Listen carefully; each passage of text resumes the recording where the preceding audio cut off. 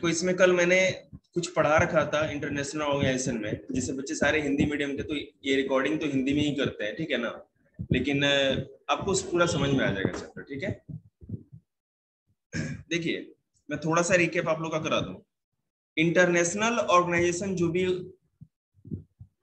है, पहले इस पूरे चैप्टर में हमें समझना क्या है कि इंटरनेशनल ऑर्गेनाइजेशन की जरूरत है क्यों, ठीक है। आखिर में ये इंटरनेशनल ऑर्गेनाइजेशन बनाए क्यों गए, क्योंकि आपको पता है कि सारी कंट्री अपने आप में भी सक्षम है किसी बात को करने के लिए, या आप कोई भी रेजोल्यूशन करने के लिए, सॉल्यूशन लेकर के आने के लिए किसी प्रॉब्लम्स का। अब जैसे देखो, सबसे पहले क्या हुआ कि फर्स्ट वर्ल्ड वॉर 1914 से 1918 के बीच में हुआ था, और उस समय प्रॉब्लम ये हुई कि सारे विश्व के जितने भी, वर्ल्ड के जितने भी सुप्रीम कमांडर्स थे या जो सुप्रीम कंट्रीज थे, उन लोगों ने सोचा कि एक ऐसा इंटरनेशनल ऑर्गेनाइजेशन होना चाहिए दो देशों के बीच में बैठ करके बात करा सके। क्योंकि फर्स्ट वर्ल्ड वॉर एक ऐसा ही सिचुएशन, ऐसे ही सिचुएशन पे हुआ था, एक छोटी सी बात को लेकर के विश्व के सारे देश उलझ गए। बहुत सारे कंट्रीज एक दूसरे से लड़ने और मरने मारने पे उतारू हो गए। तो जैसा कि फर्स्ट वर्ल्ड वॉर के समय फ्रांस, ब्रिटेन, जर्मनी, है ना, ये सारे देश, अमेरिका उस समय इन्वॉल्व नहीं हुआ था फर्स्ट वर्ल्ड वॉर में, ठीक है। तो ये सारे देश बहुत ज्यादा पावरफुल थे। उन लोगों ने सोचा कि एक ऐसा ऑर्गेनाइजेशन होना चाहिए जो कि वर्ल्ड में कि फर्स्ट वर्ल्ड वॉर की तरह दूसरा वॉर ना होने दे। इसके लिए लीग ऑफ नेशन बनाया गया, ठीक है। लीग ऑफ नेशन बनाए जाने के बाद कुछ दिनों के बाद ही सेकेंड वर्ल्ड वॉर हो गया।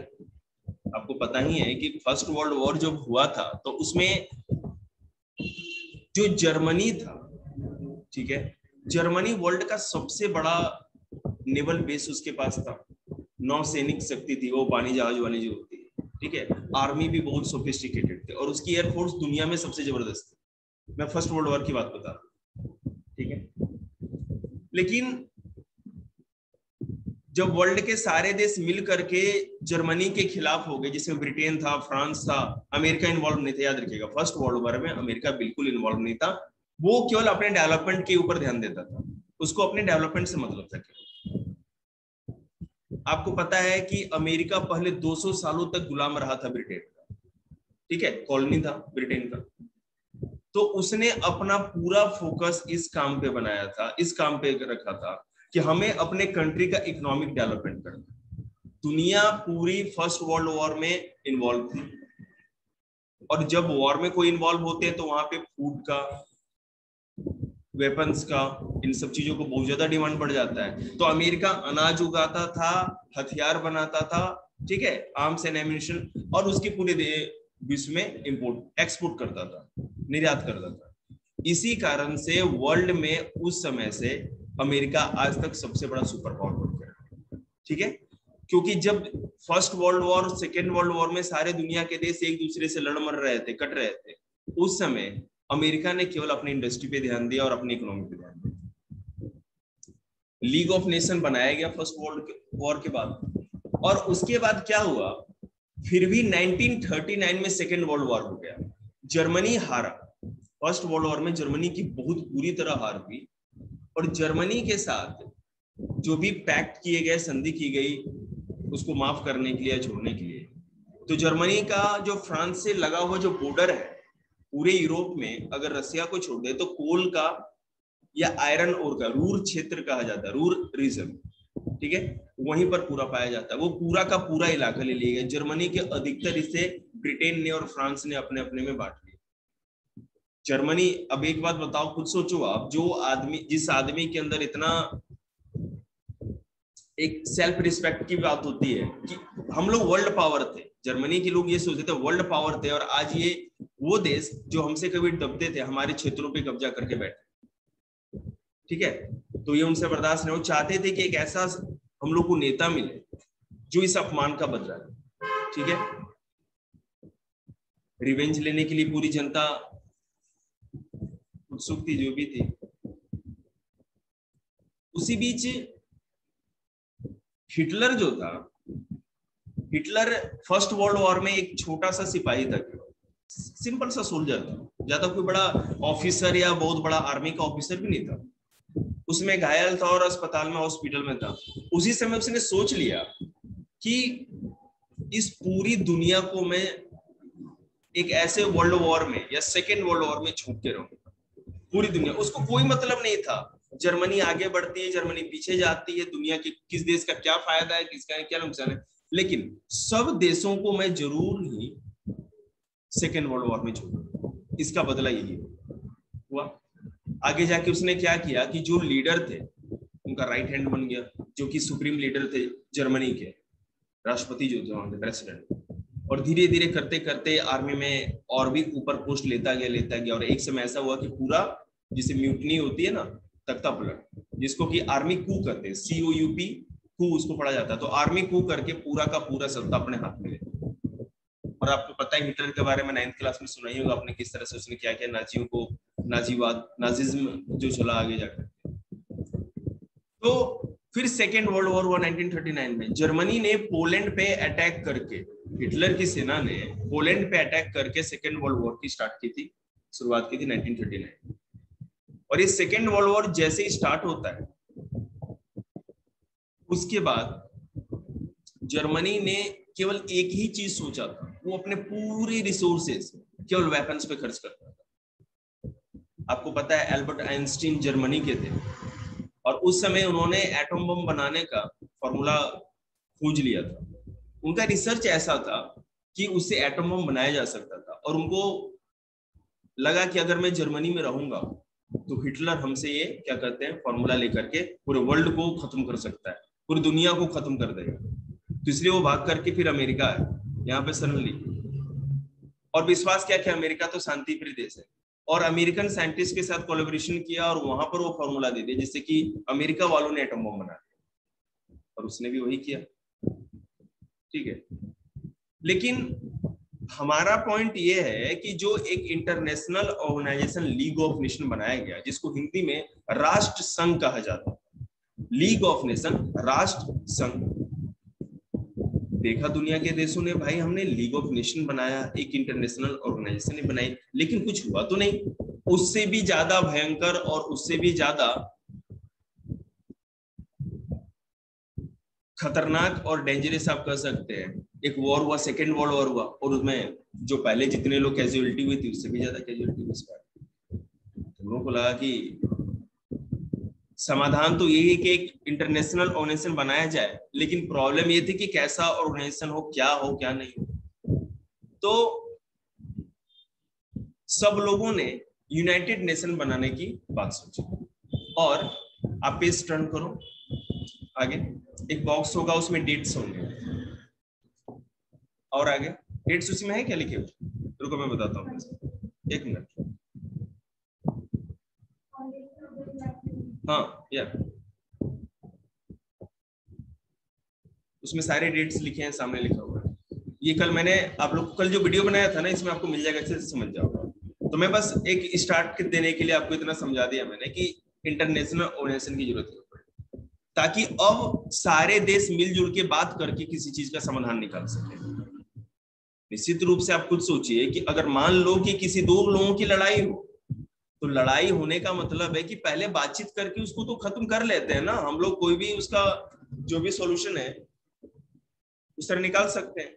तो इसीलिए इंटरनेशनल ऑर्गेनाइजेशन बनाया गया, एक इंटरनेशनल प्लेटफॉर्म दिया गया जो कि एक मीडिएटर की तरह काम करे और दो देशों के बीच में जो भी है समाधान करा सके। देखिए, संयुक्त राष्ट्र संघ का विकास, यूनाइटेड नेशन का किस तरह से जो भी डेवलपमेंट वही तो मैंने बता दिया था। मैं आपको बताता हूँ कहाँ सर्च कराऊंगा।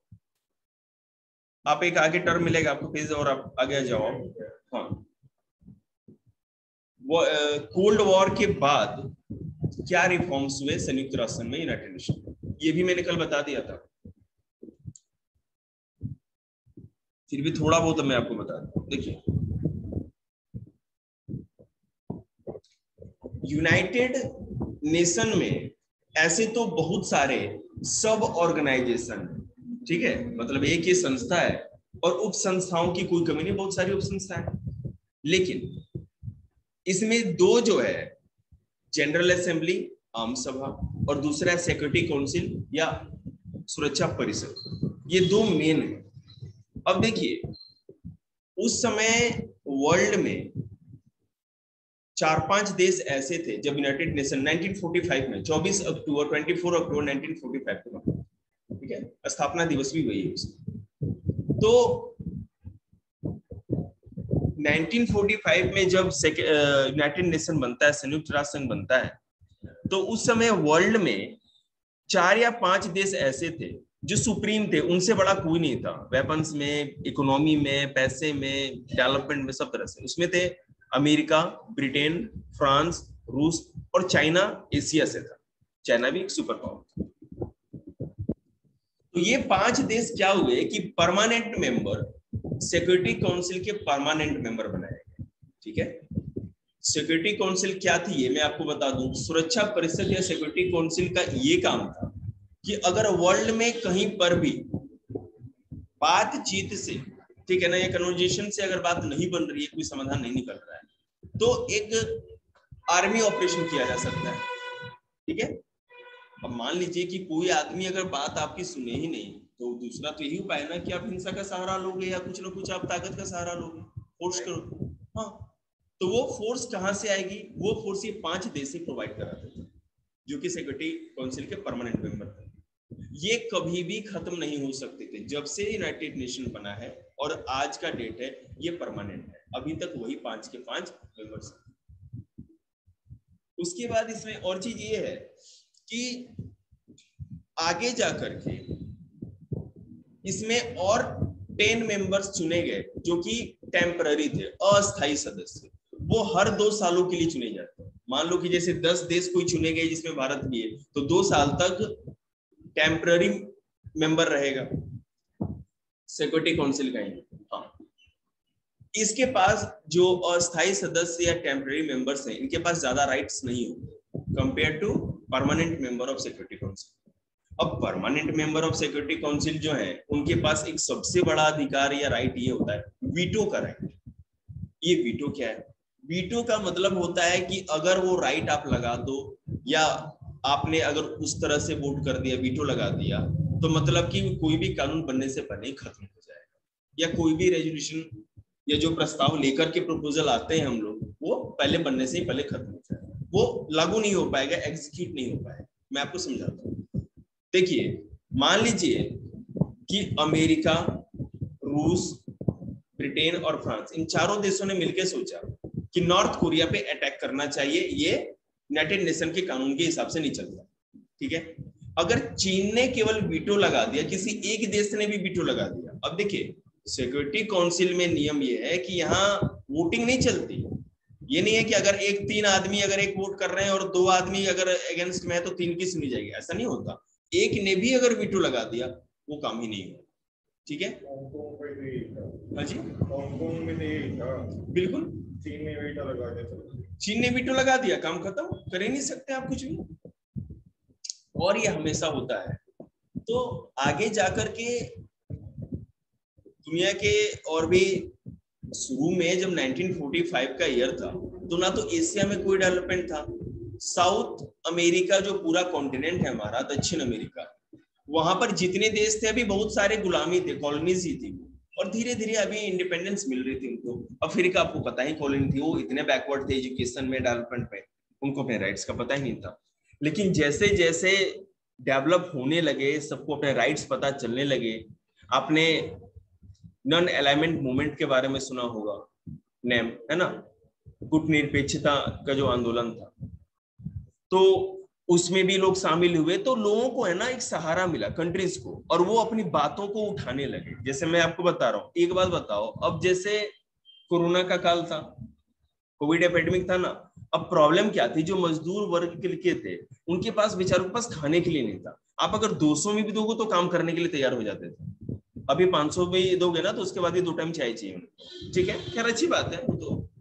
तो कहने का मतलब है, जब वो देश गरीब थे और गुलाम थे, या अभी नए नए आजाद हुए थे, उनको तो पता भी नहीं था कि कैसे क्या, कौन से राइट्स होते हैं, और वो सोचते थे उतने बड़े देश से हम मुकाबला नहीं कर सकते, तो अपनी आवाज नहीं उठाते।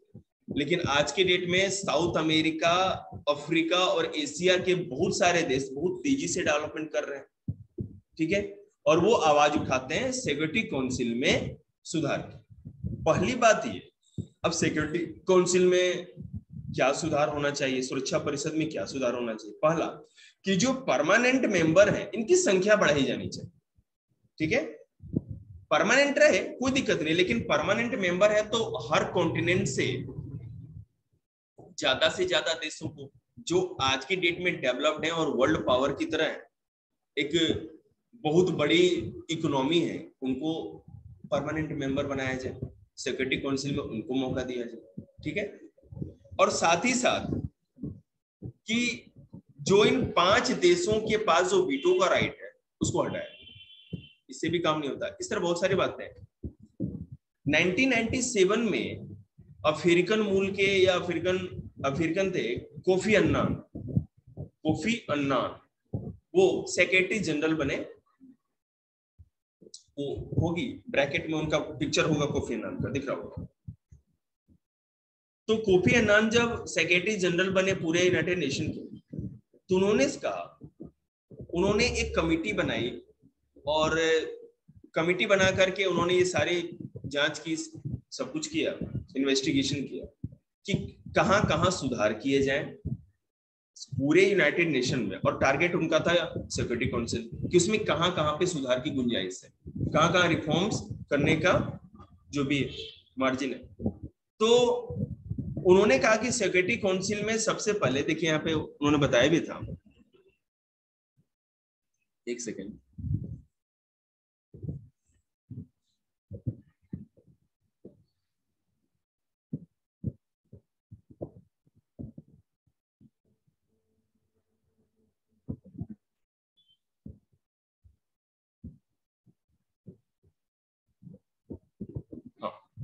कोफी अन्नान ने कहा, बेटा पेज नंबर आप निकालेंगे 89, ये वाला पिक्चर बना होगा उस पर, दिख रहा है आप, ये वाला, हाँ बस बस बस, और वहां पे पॉइंट्स होंगे राइट साइड में, चलो देखिएगा। कोफी अन्नान ने बताया कि जो भी नए मेंबर बनेंगे, न्यू मेंबर बनेंगे सिक्योरिटी काउंसिल के, ठीक है, वो मेंबर्स क्या क्या एलिजिबिलिटी होनी चाहिए या क्या क्या क्राइटेरिया होना चाहिए, वो पूरा डिसाइड किया। पहला कि वो एक बड़ी इकोनॉमिक पावर होनी चाहिए, ठीक है, बड़ी इकोनॉमी जैसे इंडिया। दूसरा, उनके पास एक ज्यादा आर्मी का पावर भी होना चाहिए, ठीक है।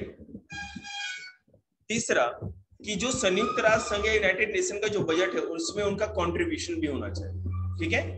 संयुक्त राष्ट्र संघ, यूनाइटेड नेशन अपने आप की कमाई का कोई साधन नहीं, जो देश अपने से जो भी डोनेशन देते हैं या जो पैसे देते हैं बजट में, उसी से पूरा यूनाइटेड नेशन और सारे ऑर्गेनाइजेशन चलते हैं।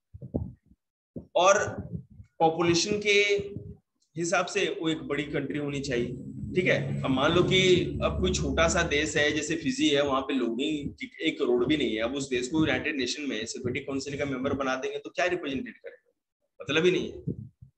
और सबसे बड़ी बात कि ह्यूमन राइट्स को लेकर के, ह्यूमन राइट्स को रिस्पेक्ट किया जाए, वहां पे मानवाधिकारों का सम्मान किया जाए, और साथ ही साथ डेमोक्रेटिक वैल्यूज जो है उसका भी रिस्पेक्ट। मान लीजिए जहां डेमोक्रेसी है तो निश्चित रूप से ह्यूमन राइट्स की भी प्रोटेक्शन मिलता होगा, सब कुछ को प्रोटेक्शन है वहां पे, ठीक है, ये भी होना चाहिए। और सबसे बड़ी बात कि कल्चरल, ठीक है, इकोनॉमिकल, ज्योग्राफिकल, इस पॉइंट ऑफ व्यू से उसमें बहुत ज्यादा डाइवर्सिटी भी होनी चाहिए, ठीक है, विविधता। अब एक कोई देश है वहां पे बहुत, जैसे इंडिया से तो अच्छा कोई एग्जांपल ही नहीं दुनिया में, आप किसी भी क्राइटेरिया पर लेकर के चलो, इंडिया सब चीज पे खरा उतरे। डाइवर्सिटी देख सकते हैं, पूरे जंगल पहाड़ सब कुछ है हमारे पास, वाइल्ड लाइफ कर सकते हो या नेचुरल वेजिटेशन जो प्राकृतिक वनस्पति का देख लीजिए, संस्कृति और कल्चर में तो हमसे ज्यादा डाइवर्सिटी पूरी दुनिया में कहीं नहीं है, समझ रहे हैं। तो ये सारी चीजें, तो इन सारे कोफी अन्नान ने सुझाव दिया, रिकमेंडेशन दिया उन्होंने कि इन सारे क्राइटेरियाज पे जो भी लोग इसको फुलफिल करेंगे, इन क्राइटेरियाज को, उन लोगों को यूनाइटेड नेशन में सिक्योरिटी काउंसिल मेंबर बनाया जाना चाहिए। लेकिन आपको पता ही है कि आप कोई भी रेजोल्यूशन क्यों नहीं लेके आते सिक्योरिटी काउंसिल में, जब तक वो सिक्योरिटी काउंसिल के मेंबर नहीं चाहेंगे, नहीं होगा। अब देखिए ऊपर, पीछे पेज टर्न करो, मैं आपको बता,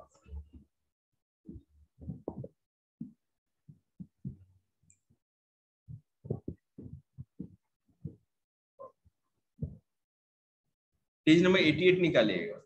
इसमें है कि 1991 के बाद आपको पता है, अगर आपने चैप्टर 2 किया होगा पॉलिटी का, करवाया है स्कूल में होगा, मैंने वीडियोस बनाई होंगी ना उन सबों की, बाइपोलरिटी ये सब मैंने अपलोड नहीं किया, हार्ड ड्राइव में सब वीडियो रखा है, मैं धीरे धीरे अपलोड कर दूंगा, ठीक है। तो देखो क्या है, कोल्ड वॉर तो याद होगा आपको, कोल्ड वॉर,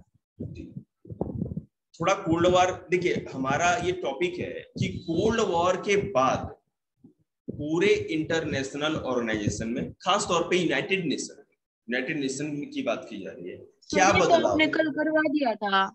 हाँ बेटे, तो थोड़ा और आगे ही बढ़ रहे हैं ना, उसको लिंक को लेके ही चलेंगे ना थोड़ा,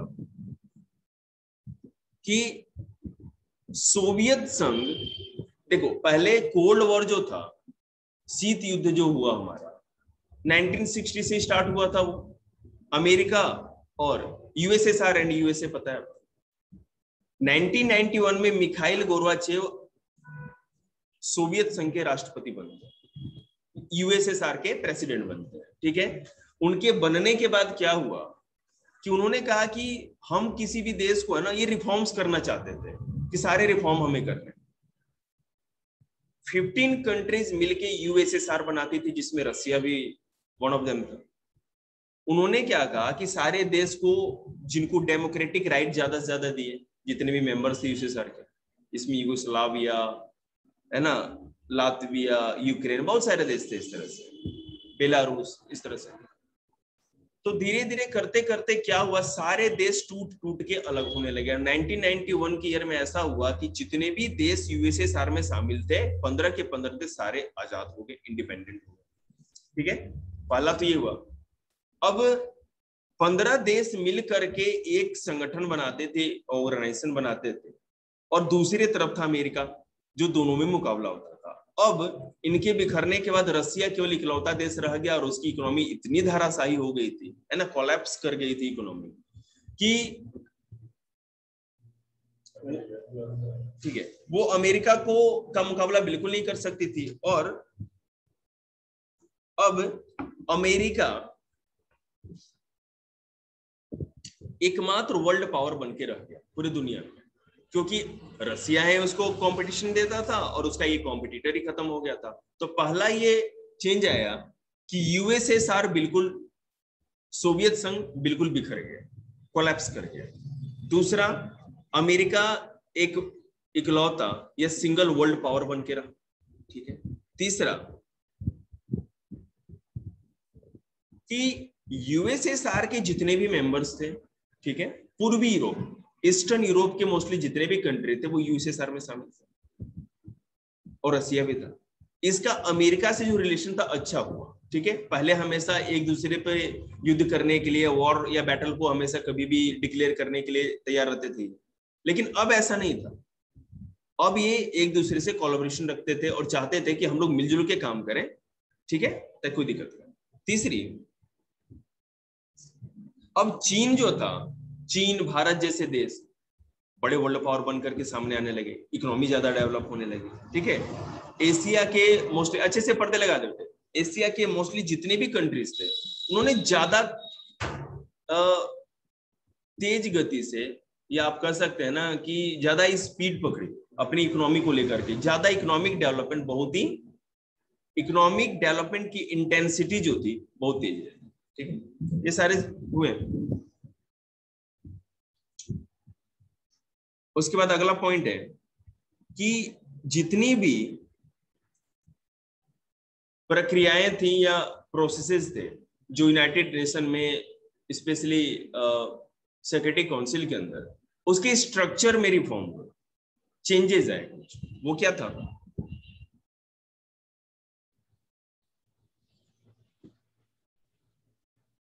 (1992) में यूनाइटेड नेशन में एक रेजोल्यूशन लेकर के आया गया, एक प्रस्ताव लेकर के आया गया आम सभा में। आम सभा मतलब कि जनरल असेंबली। मैं आपको फिर से बता दूं, आप लोग को भी रिकैप हो जाएगा, कि पूरे यूनाइटेड नेशन में बेटा आज की डेट में 193 इंडिपेंडेंट कंट्री शामिल, 193, ठीक है। ये सारे के सारे देश अपने अपने एक रिप्रेजेंटेटिव यूनाइटेड नेशन में भेजते हैं। आप हरदीप पुरी का नाम सुना होगा, भी पेट्रोलियम मिनिस्टर बने हम लोग के, वो सरदार जी, ये यूनाइटेड नेशन में इंडिया के रिप्रेजेंटेटिव थे, IFS ऑफिसर थे। मोदी जी ने इनको वोट दे, टिकट दे करके अभी सांसद बना और अभी मंत्री भी बने। तो इसी तरह से हर 2 सालों पे या 5 सालों पे जब भी होता है, चेंज होते रहते हैं। ये तो कंट्री के ऊपर डिपेंड करता है, अपना पे एक रिप्रेजेंटेटिव भेज सकते हो। अब 193 लोग का एक वोट होता है, और वो जो वोट करेंगे, किसी भी कोई रेजोल्यूशन या कोई भी कानून लेके आ जाता है तो उसको वोटिंग होती है, सब कुछ होता है, ठीक है। उसके बाद इसमें एक चीज और है कि आखिर ये जो सेक्रेटरी जनरल है वो बनते कौन है, ठीक है। जो सेक्रेटरी जनरल है सेक्रेटेरिएट या सचिवालय के यूनाइटेड नेशन के या आम सभा के, वो वही आदमी बन सकता है जिसको यूनाइटेड नेशन के सिक्योरिटी काउंसिल के जो मेंबर है, परमानेंट मेंबर, जैसे कि सुरक्षा परिषद के जो अस्थायी सदस्य हैं, वो लोग उसका नाम रिकमेंड करें। जैसे मान लीजिए अमेरिका, रूस, फ्रांस, ब्रिटेन, चीन, ये 5 देश जिस पे राजी रहेंगे वही आ सकता है, ये भी प्रॉब्लम। तो वहां पे एक रेजोल्यूशन पास हुआ और कुछ शिकायतें की गई, ग्रीवांसेस थे या जो भी कंप्लेंट्स थी यूनाइटेड सिक्योरिटी काउंसिल को लेकर, वो सामने रखा गया। पहला क्या था कि सिक्योरिटी काउंसिल अब जो भी पॉलिटिकल इश्यूज है उसको ज्यादा से ज्यादा रिप्रेजेंटेट नहीं करती, मतलब कि जितने भी राजनीतिक समस्याएं थी उसको ज्यादा लेकर के नहीं आती थी सिक्योरिटी काउंसिल या सुरक्षा परिषद, वो केवल अपने फायदे को देखती थी। मैं आपको बता रहा हूँ, राजनीतिक मामलों में या पॉलिटिकल इशू में इसलिए सिक्योरिटी काउंसिल या सुरक्षा परिषद इन्वॉल्व नहीं होना चाहता था क्योंकि उसमें फायदा कुछ नहीं है। अब किसी देश में मान लो कि सिविल वॉर हो जाए, गृह युद्ध हो जाए, अपने में ही हजारों लाखों लोग मर रहे हैं, कट रहे हैं, ये 2 देश, छोटे देश आपस में लड़ रहे हैं, मर रहे हैं। अब सिक्योरिटी काउंसिल उनका समाधान कराने के लिए जाएगा, लड़ने के लिए जाएगा, तो क्या होगा, अपनी आर्मी, अपने रिसोर्सेज या संसाधन लगाएगा, और फायदा क्या होगा, कुछ भी नहीं। तो यहाँ पर सिक्योरिटी काउंसिल की शिकायत की गई कि ये पॉलिटिकल मामलों को बिल्कुल ये लेकर के नहीं चल रहे थे, ठीक है, उनमें बिल्कुल भी रुचि नहीं रख रहे थे, जिसके लिए शामिल थे ये क्या कर रहे थे कि जो भी इकोनॉमिक इशू थे, जहां फायदा था वहां पर जाते थे। जैसे मान लीजिए जो भी कंट्रीज थी, जैसे मान लीजिए कि कहीं पर ऑयल रिफाइनरी है अरेबियन कंट्री में, आपने फर्स्ट चैप्टर में शायद या सेकंड चैप्टर में पढ़ा होगा, खाड़ी युद्ध पढ़ा था ना तुम लोगों ने, याद है? हाँ, उसको क्या कहते थे, एक सेकंड रुकिए, गल्फ वॉर कहते थे बेटा उसको, गल्फ वॉर। वहां पर क्या था कि अरेबियन पेनिसुला में इराक, ईरान, ये जितने भी कंट्री थे, कुवैत, इराक ने कुवैत पर अटैक कर दिया था। मैं थोड़ा सा समझा दूंगा तो आपका क्लियर हो जाएगा। इराक ने कुवैत पर अटैक कर दिया था, दोनों ही ऑयल में बहुत ही ज्यादा रिच है। ब्रिटेन ने और यूनाइटेड नेशन के सिक्योरिटी काउंसिल के जो मेंबर थे वो लोग इन्वॉल्व हुए, अपनी सेनाएं भेजी और युद्ध को लड़ा, और कुवैत से वो इराक की सेना को पीछे किया, ठीक है, और इराक पर भी अटैक किया बहुत ज्यादा। और ये क्यों किया गया था, क्योंकि वहां पर अटैक करने के बाद और वहां पर जो भी जगह ये कॉन्कर करेंगे, अब मान लो कुवैत को बचा लिया इन लोगों ने, कुवैत एक बहुत ही छोटी सिटी है, कंट्री है, ठीक है, हम लोग के इंडिया के सिटी के बराबर ही वो कंट्री है, इतनी छोटी है, लेकिन ऑयल में, ऑयल रिसोर्सेस में आप सोच भी नहीं सकते कितना ज्यादा ऑयल का भंडार वहां है, ऑयल रिजर्व्स बहुत सारे हैं, तो उसके लालच में, और अभी जितने भी फॉरेन कंट्री सब लोगों ने वहां ऑयल रिफाइनरी लगा के फायदा उठाया, तो इसलिए तो सबसे पहले यूनाइटेड नेशन ने ये शिकायत की कि ये पॉलिटिकल मामलों में रुचि नहीं लेते, केवल इकोनॉमिक या अपने फायदे वाले कामों में इंटरेस्ट ले रहे हैं। दूसरा, इसके जो भी सिक्योरिटी काउंसिल ने जितने भी तरह के डिसीजंस लिए हैं, वो सारे के सारे डिसीजंस, ठीक है, केवल वेस्टर्न कंट्रीज के इंटरेस्ट को ही फुलफिल करती है, मतलब कि पश्चिमी देशों का जो फायदा है उसी को देख करके उनके निर्णय होते हैं। उनका डिसीजन सिक्योरिटी काउंसिल का या सुरक्षा परिषद का एक कोई भी ऐसा डिसीजन नहीं होता, ठीक है, जिससे कि पूरी दुनिया का फायदा। ऑर्गेनाइजेशन तो इंटरनेशनल है, फायदा या प्रॉफिट तो पूरा इंटरनेशनल लेवल पे होना चाहिए, लेकिन ये केवल वेस्टर्न कंट्रीज के हित या इंटरेस्ट के बारे में ही सोचते हैं, ठीक है। अगला सबसे बड़ा प्रॉब्लम तो यही था कि इसमें बराबरी का मतलब क्या, इक्वल रिप्रेजेंटेशन नहीं, ठीक है। अब मान लो यूरोप के ही 3 देश आ गए, ब्रिटेन, फ्रांस और रसिया, ठीक है। चीन का एक है, अफ्रीका और साउथ अमेरिका का कोई कंट्री ही नहीं है, इसलिए इस देश को इस तरह से कहा। आज इसको इतना ही रखते हैं, ठीक है। अब थोड़ा हिस्ट्री का, हिस्ट्री बुक लाया, पार्ट 2 निकालो। अंशुल पार्ट 1 लाया हो, कोई बात, पार्ट 1 खत्म कर दिया बेटा, कोई बात नहीं, मैं आपको करा दूंगा। अंशुल सुन रही है? अंशुल पता है मेरे को, सो गई।